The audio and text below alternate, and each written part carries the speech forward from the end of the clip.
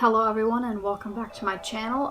If you remember from the last part, we were going to try to figure out how to get that shiny object out of the grate. So the way we have to do that is to fill up this area with water. So we have to disconnect the hose.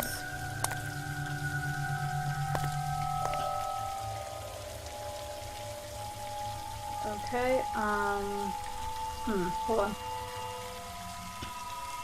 Can we clean out?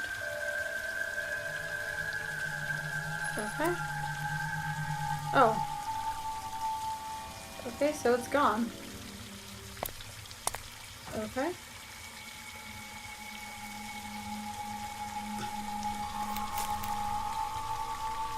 So we cleared a corner of the drain. Do you have to clear some of the dirt away?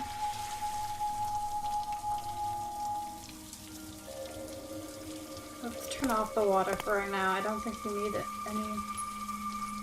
anymore.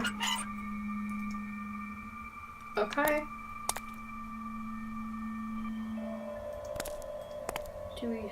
I don't know what that really did.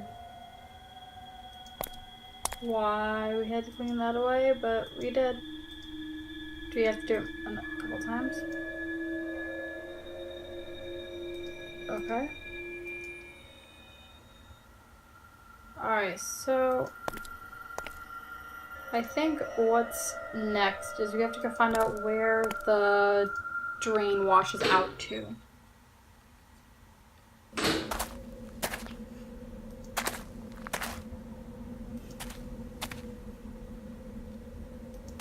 And if I remember correctly, we have to go in here. Here we go. So it's a key. Fantastic. Is there anything else I can explore? Or is it just this? Alright, well let's go back to the house and see what the key opens.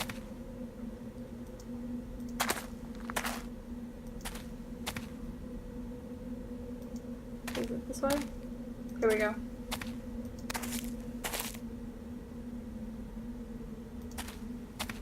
Move around.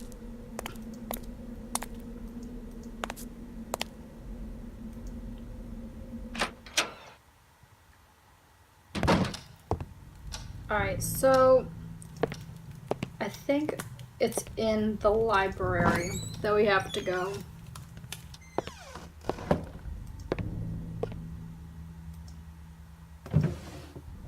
Some of his drawers are locked. There we go. Dear Catherine, first of all, I beg you to take the utmost care in order to keep this letter away from James. I don't like to think of the mental breakdown he would suffer if he reads this. Okay. The curse.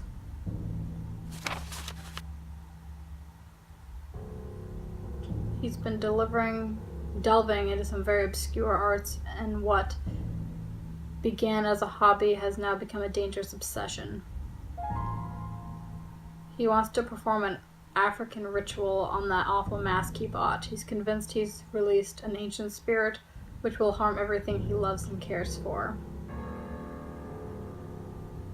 Catherine, what we did 2 years ago, the decision we made and knew would affect the course of our lives, has been haunting my sleep ever since then.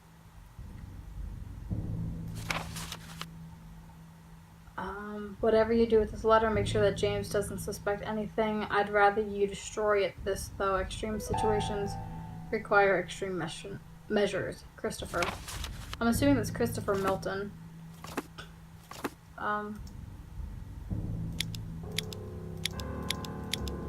Okay, so we have to figure out that one. Okay, so his letter was also dated. So we're gonna go, I think, upstairs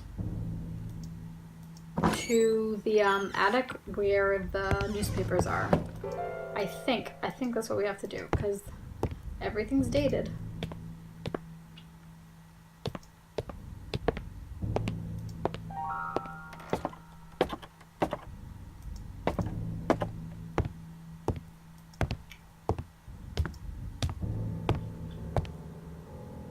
back to the door that I hate.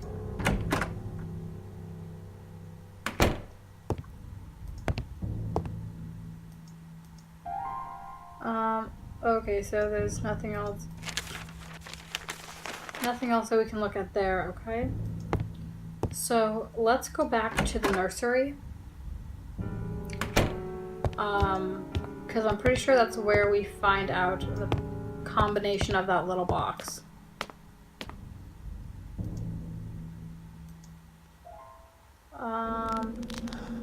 Alright, so that's a glitch in my game. It makes it look like a black screen. Dude, take a breath. Okay. How am I supposed to know which ones? I'm confused. Okay, I'm wondering if...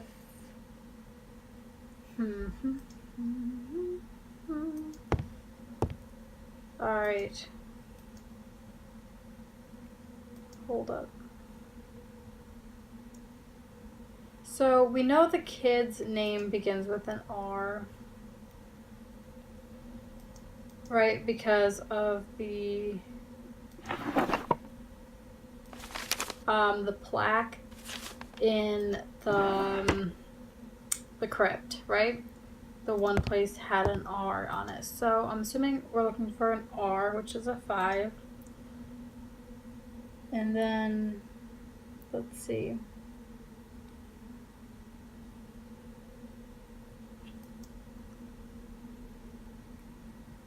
So, here's the thing. It took me forever the first time around playing this game to figure out this puzzle. And basically you have to figure out what the kid's name is. The kid's name is Robin. R-O-B-I-N. And the way you do that is basically you just unscramble all of these blocks, which takes forever. And once you unscramble them, each block has a letter. Has a number on it. So you just have to find the block with the letter and the number. So the kid's name is Robin, because we know it's a 5-letter name because of 5 numbers on the combination. We also know it begins with an R, so there we go. So 5, 6, or 5, hang on, that's a 9, isn't it? 5, 9, 0, 9, 7. So Robin. There we go. So now we know what we need. We're gonna head back down there and undo that puzzle box. It's a very weird puzzle. Like some of the like a Nancy Drew mystery or something like that, the puzzles are pretty straightforward in terms of what you have to do and how to find the solutions. But in this game, whoops, that's not what I wanted to click on. In this game, it's very obscure, I think. So the first time I played it, it definitely took me like weeks to play. And I think the reason why they do that and make the puzzle so strange and obscure is because the game itself isn't that long, and if you know what to do, you can play through it pretty quickly. And so in order to elongate the game, the puzzles have to be a little bit more difficult, I think. That's my assumption, at least. Okay. So we need 5, 9, 0. Whoops, that's not even. So apparently it's not going to show up here. It's just going to show up down here. And this one is going to be 9 as well.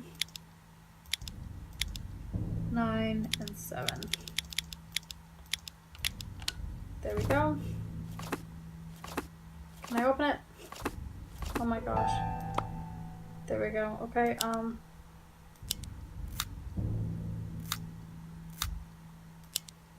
what is happening? I'm so confused. Okay. Alright, let's see.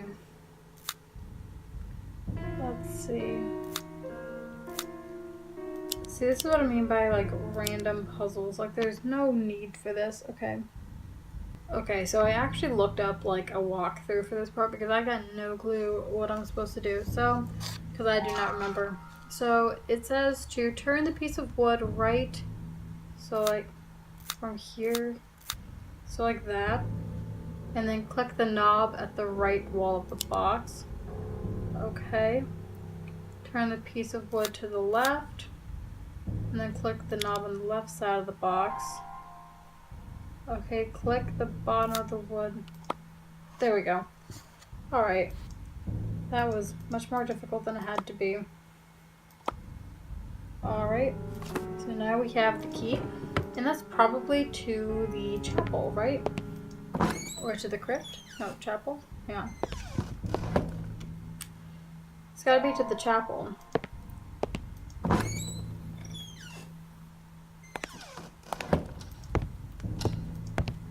That's where we're gonna go. I can find how to open the door. Here we go.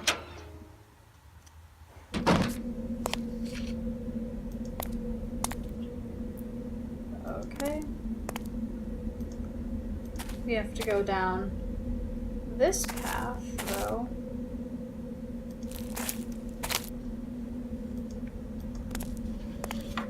Here we go.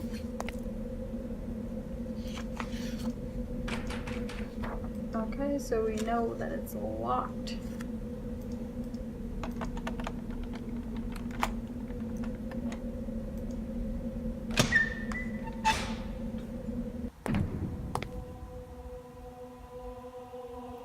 This is just gross and disgusting and way too noisy.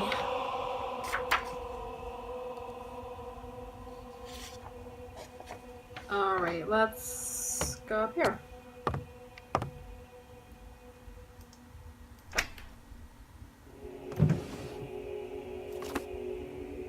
The Holy Bible, okay. I'm not reading all of that, thank you very much. We're gonna take that nail though, that's hidden in the Bible. Interesting.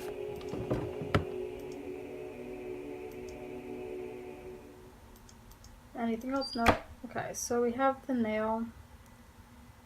Is there anything else that we need up here? Okay, I don't know why, but like churches always kind of creep me out. And like this is coming from someone who was like raised in a, not in a church, but like going to church. But let me tell you, it's a little bit creepy in these churches. I think it's just the atmosphere that it presents. It's like the place where you're supposed to like, you know, stay quiet and like whisper, which whispering is also kind of creepy. But also almost like a mysterious place, you know what I mean? Like very sacred and whatnot, but maybe that's just me. I don't mean like normal churches, but I mean like churches like these are just weird. Okay, so let's...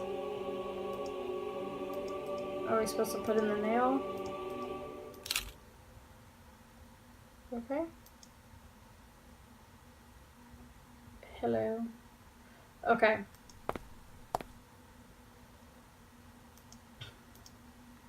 Some kind of metal ring.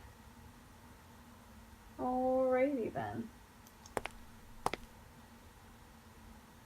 Alright, let's try to figure out this, I'm gonna say this nail, this ring on the ground. Okay, let's use our crowbar. Look at that. Okay.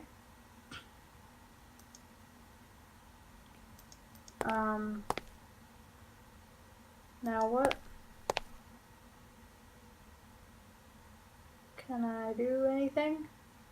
Okay, so I took a little bit of a break to figure out what I was supposed to do because I completely forgot. So we're supposed to straighten out the sign with the crowbar.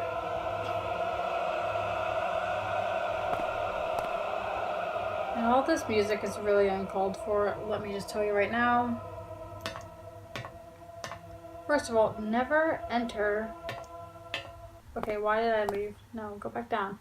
Never enter a creepy little passageway by yourself. Okay, I need light. there a light? Alright, you don't want to bother with the switches. There's that candle. You can use a match. There you go.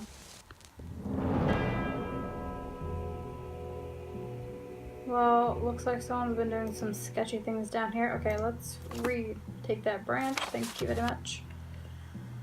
Alright, March 26th. The folklore of the Dalimar is just as disturbing as their vicious attacks. Okay, so an ancient tribe, so-called Bushmen, inhabited South Africa. We're talking about 20,000 years ago. Holy crap, that's a long time ago. Okay. So it's impossible to be considered a religion due to the complete lack of basic rules of maturity. The only simple premise is to keep an evil entity at bay, which has been stalking them since the beginning of time or dark ages. Okay. Let's see. Okay, the history is so ancient that it makes me feel dizzy. Alright. Revengeful god, referred to as the Dolphin? Okay, I can't say that word. Would control the Dalimar via its many incarnations. Most of the time it would be a tall feline-like figure, always dwelling in the shadows and slaying any villager, I can't speak, who would unwittingly come close. Wow, I can't read either. Alright. So, interesting. So basically it's just talking about all the things that this mask would do. It would eat you. Two main elements were required for the exorcising of this evil and then had to be strictly related to each other, one representing the victim and the other representing the victimizer. To achieve this, something related to each was used. While I'm not sure what is referred to as the victim, I think it can be concluded that anything belonging to any villager would have served, given that they were all victims. As for something representing the victimizer, what may have been more complicated? That may have been more complicated. Gee whiz. What could possibly be related to a god? This god in question. Next, these elements had to be mixed with a rare medicinal plant native to the region, which apparently had the properties to blend both items together, as long as they were not too solid. Finally, a branch of a particular tree, whose name escapes me now, had to be used as a holder of the blended items. So it sounds like we're gonna have to end up combining like the leaves, like that's a plan, and then this tree thingy, the tree branch, to complete the ritual, which doesn't sound very pleasant. Okay. The evil spirit was cast into a mask trapped inside the confines of the blessed wood for eternity.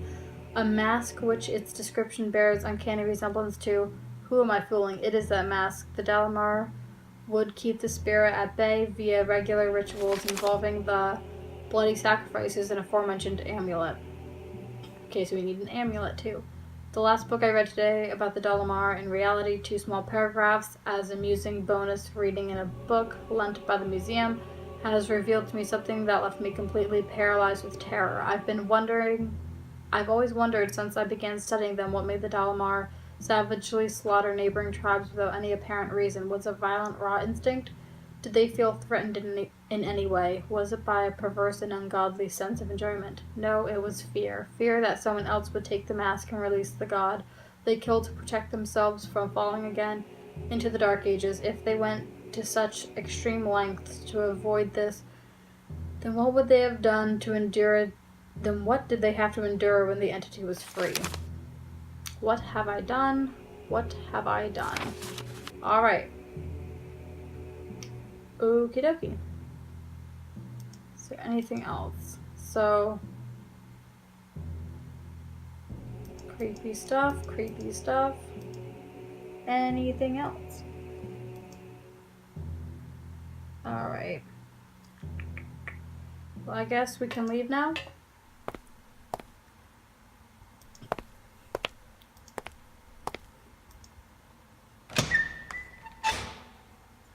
I think we're going to head back to the house and call Jerry and tell him what's been going on, because so far he hasn't not been. I mean, we've been including him, I guess, a little bit, but some of the stuff we have, like, here's the thing. I feel like if we told Jerry everything that had actually happened, he would be a little more concerned. But, like, as of right now, he's not. But anyway, let's continue. Call Jerry.